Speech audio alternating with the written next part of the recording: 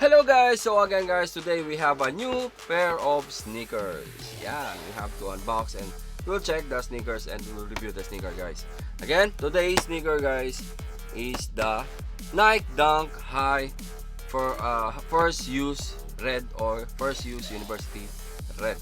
So ayan, unboxing natin guys. But again, before anything else, if you're new to my channel, please don't forget to subscribe and hit the notification bell so at least you'll be updated for all the videos that we will upload regarding photography gears, videography gears, and my personal sneakers. So again guys, tuloy-tuloy na natin, unbox na natin kagad ang ating pair. So eto siya, teka lang, bago lang muna para siyempre basahin natin ano ba ang official name ng pair natin.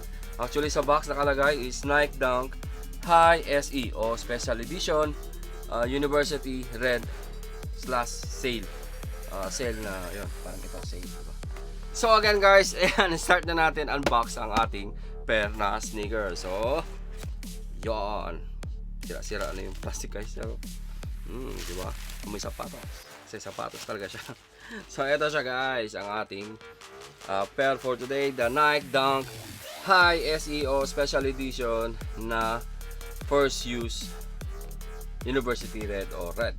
Yan, diba? Angas guys. So, yeah, so check natin the details guys of this pair and yung ano ba talaga why they called first use university red o red.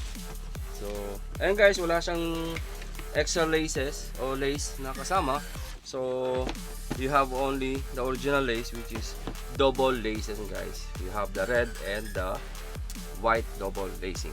So the material guys, of course you have red leather, and you have also your suede material. So, in this mud guard, you have already your mud guard, this area.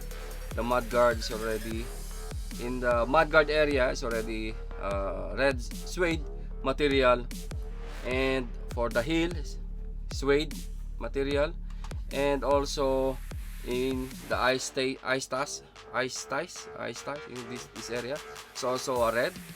And yeah, red suede again, sorry.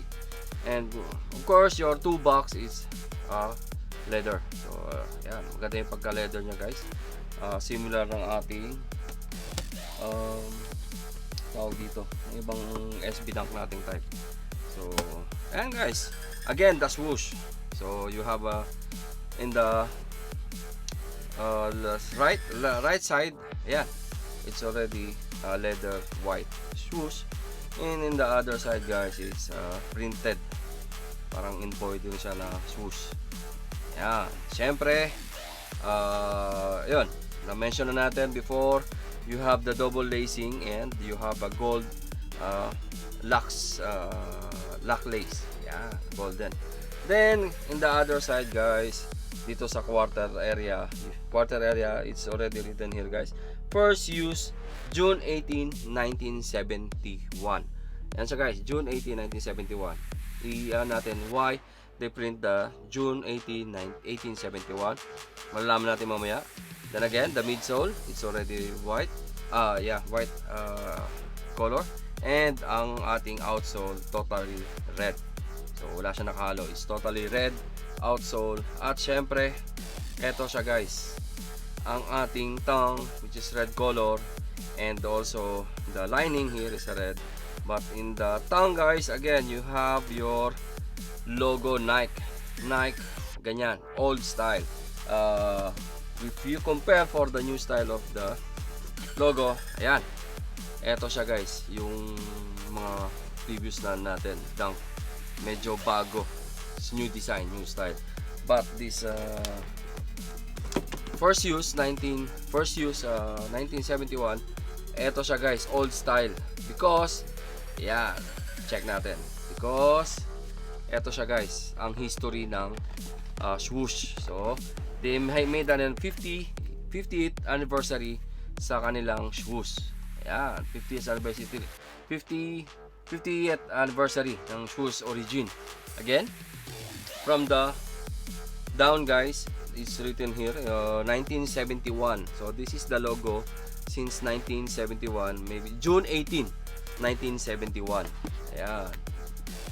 From the sa sole natin o insole natin.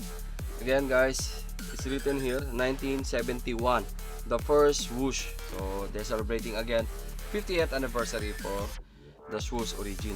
Yan, from 1976. Ito na yung swoosh natin guys. Nike sa taas, tapos swoosh. Of course 1989, it's a black box na may Nike and swoosh. And now sa 1992, talagang swoosh lang siya. It's only the swoosh guys. So yan, that's why they name it first use June 18, 1971. So may history talaga siya guys. Why this is a special edition type of pair na sneakers. So ayan, makikita nyo nga dito yung ano, yung sa tongue, it's already the old style, which is the swoosh is 1971. Ayan guys, ayan ang ano niya, why 1971 naka-printed dito. First use June, first use the swoosh. So ayan, ayun naman sabi ko guys sa ating pair. So ayan, maangas talaga siya. It's a very loud pair kasi it's a colorway red and white, kaya loud and sharp colorway. Ayan, angas na guys, diba? May double lacing pa. So paano kayo suotin to? Paano nakapagod suotin to? So again guys, if you are a 9, I'm through the size on this pair. So all the dunks guys, if I have a dunk, I always take the through my size. So if I'm size 9, I took the size 9. Yan, kasi mas fit sa akin guys. Ayan guys, I think that's it for today. Biro lang natin yung pair at ayun. So tara, ibiro lang natin for the details.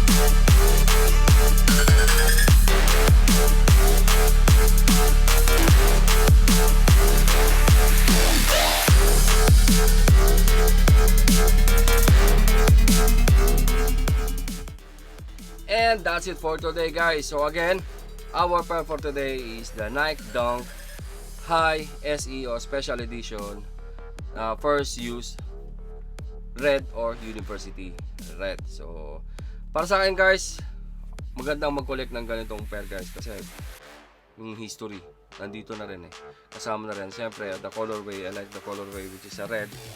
Mga sneakers, red, white, yun, diba? Napaka loud and sharp tignan. Lalo pag suot mo na to, siyempre suot ka lang ng white t-shirt, okay na panalo na, diba? So ayan, siyempre the material that they use, I like the material that they use. And ayun, sa StockX is retail price for $120. So hindi ko na alam ngayon kung magkano. Kung check natin sa StockX as of now, mention the size, sabihin natin size 9, nasa 150 o 170. Yan, tumaas siya guys. $170 na as of today. So sa tingin ko medyo tataas pa to kasi maganda yung quality niya. I like the quality guys. So yun, hanggang dito na lang guys. Again, flex time. First, I want to flex my team, which is Team Positive Vlogger. Shout out to all the admin and members ng Team Positive. At syempre, ang tropa natin, ang pinagkuhaan natin dito na si Earl. So ito siya. Yan, si WJK Earl. Tsaka check nyo yung ano niya, yung kanyang page sa Facebook. Yan, ito yun. So kung kailangan nyo ng mga pair na sneakers, pwede nyo lapitan to si Earl. Yan. At syempre yung tropa natin, si Randall. Yan, Pops Randall. Yan, isa rin yung ano natin, sugid na nakuha na ng mga pair na sneakers, lalo ng mga hypes na sneakers. Yan, si Earl at si Randall, mga tropa yan. So ayan, maraming salamat sa inyo Pops. At again, sa ating videographer, syempre, ayan, si Brian Puntarar. Check nyo yung channel niya guys, kasi lagi kami nangingisda doon. So, yun, crabs and fishing channel. So, Kung gusto niyo malaman kung paano kayo mangisda dito sa Kuwait, ayan, check nyo yung channel niya. Ito, Brian Putanar. Ito, makikita nyo, nandyan yung nangingisda kami. So, yan, masaya mong isda, nakakaaliw din. So, ayun, nakaka-thrill. Makukuha ka ng mga crabs, di ba? May thrilling din. So, yan, check nyo lang yung channel niya guys. Siyempre, si Palaboy OFW na malapit na lumipat dito sa bahay. At ayun, manggugulo na kami lalo. So, ayun guys, I think that's it for today. Thank you and mabuhay.